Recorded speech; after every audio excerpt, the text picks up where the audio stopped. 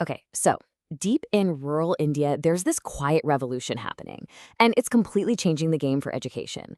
Today, we're going to dive into this incredible story of how a dream from decades ago about self reliant villages is being brought to life right now. So, yeah, let's get into it. And it all really starts with this one powerful idea from Mahatma Gandhi. I mean, look at that quote. He believed that real education had to happen in the villages. He imagined a world where learning wasn't just, memorizing facts from a book.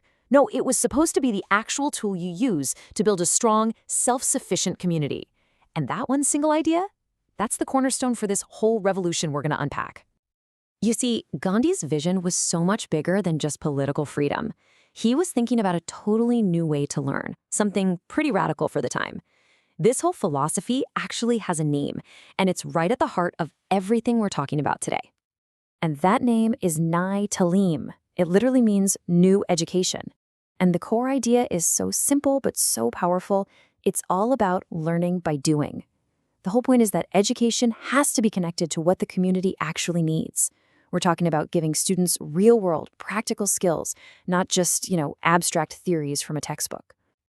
Okay, so a philosophy is great, right? But how do you actually make it happen in the real world? Well, that's where this organization comes in. Let's introduce the modern-day champion of this whole idea, the Mahatma Gandhi National Council of Rural Education, or, to make it easier, MGNCRE. So let's get a quick snapshot of who these guys are. MGNCRE got its start back in 1995. They work under India's Ministry of Education. But, and this is a really big but, they're an autonomous organization, and that's absolutely key. It means they have the freedom to innovate, to try new things, to really experiment, even while being a part of the official system. And they run the whole show from their headquarters in Hyderabad. And what makes them so effective is really their structure. This is not your typical government committee, not at all. Think of it more like a unique collaboration, a kind of dream team. They bring everyone to the table. You've got people from the Ministry of Education, experts in rural development, university professors, and leaders from NGOs who are actually on the ground in the villages. This mix is just genius because it makes sure that every decision is smart, both from a high-level policy perspective and from what's actually needed in a real village. All right, so we've got the big idea and we've got the organization. But the big question is, what does MGN-CRE actually do day to day? Well, you can think of their whole process as a constantly turning wheel of progress. And right at the center of that wheel, you've got their main goals. First up, they design school curricula that actually matter for rural life. Second, they work to weave Gandhi's whole hands-on philosophy into the DNA of the education system. And finally, and this is so important, they focus on making local rural institutions stronger because those are the real backbone of the community. So here's how that wheel actually turns in practice. It all starts with designing a curriculum that's modern and relevant. Okay, step one. Then, they train the teachers and school leaders to actually deliver it well. Step three is super important. They research and evaluate everything to see what's working and what's not. Once they find a model that's a winner, they partner with universities to scale it up. And finally, to keep the wheel spinning, they recognize and reward the best work out there. See, it's a continuous loop, always getting better. So what does all this really mean for a student? I mean, what's the difference? Well, it's huge. On one hand, you've got the traditional classroom, right? Where learning is pretty much stuck inside four walls.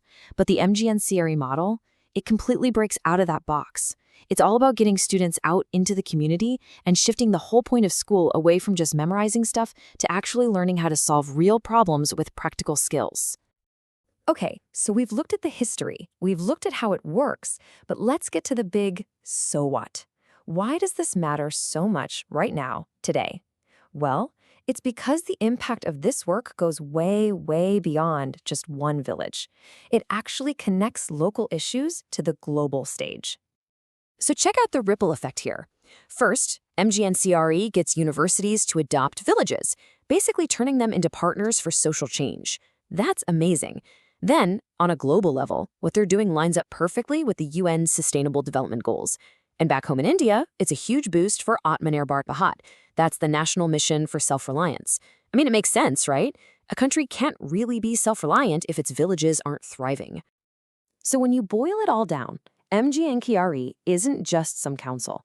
It's a national catalyst for change. It's taking these timeless ideas from Gandhi and mixing them with the big goals of the 21st century. What you get is this quiet but absolutely massive transformation happening from the ground up. So, all of this whole philosophy, all of this hard work, it's all aimed at building a fairer, more balanced future. And that brings us to one final, really important question we should all think about. Here it is. Can this model, this focus on hands-on, real-world learning, can it truly bridge that huge educational and economic gap between India's booming cities and its thousands of villages? It's a massive question for sure, but it's one that organizations like MGNCRA are trying to answer not with words, but with action. Thanks so much for joining us for this one.